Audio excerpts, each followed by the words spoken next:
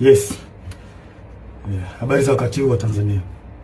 Kwa majina naitwa Captain Tesha, afisa kutoka Jeshi la Wananchi wa Tanzania katika kikosi cha Saki, kwa maana kwamba ni shule ya anga ya kijeshi. Awali ya yote napenda kumshukuru Mwenyezi Mungu, muumba mbingu na nchi, kwa kunipa uhai na afya mpaka muda huu ambapo nazungumza nanyi wa Tanzania wenzangu.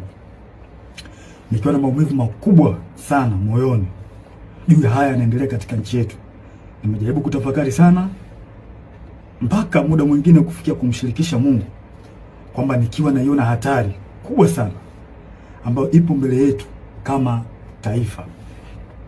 Haikuwa rahisi hata kidogo kwangu mpaka leo hii Watanzania kuniona nikiwa mbele yenu naongea haya mambo. Haikuwa rahisi kwa sababu nazijua taratibu zetu za kijeshi jinsi zilivyokuwa ngumu, hasa kwa mambo kama haya.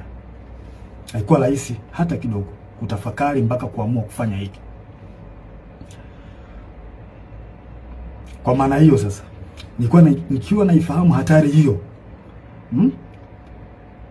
iliyopo mbele yangu juu ya hichi ninachokifanya kwenye utaratibu wetu, desturi zetu, pia katika mambo mengine, sitojali hizo hatari kwa namna yoyote. Sitomwogopa mtu yoyote, ila heshima kwa wakuu wangu itabaki pale pale.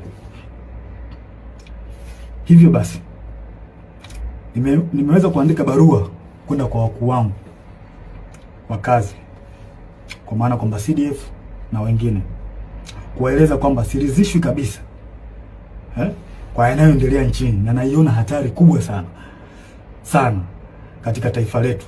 Hivyo basi ni vema kama jeshi kuchukua hatua haraka sana kabla hatujachelewa, kwa kuwa imani pekee iliyobaki kwa Watanzania ni jeshi lao. Japo muda mwingine wanasiasa wanajaribu kuliingiza jeshi letu kwenye mambo ya siasa,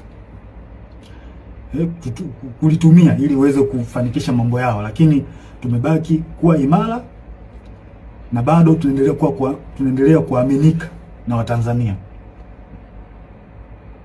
Hivyo basi, kwa kuona hilo na kuona hali ambayo ipo kwa sasa, sehemu pekee na imani pekee ya Watanzania ni kwenye jeshi lao.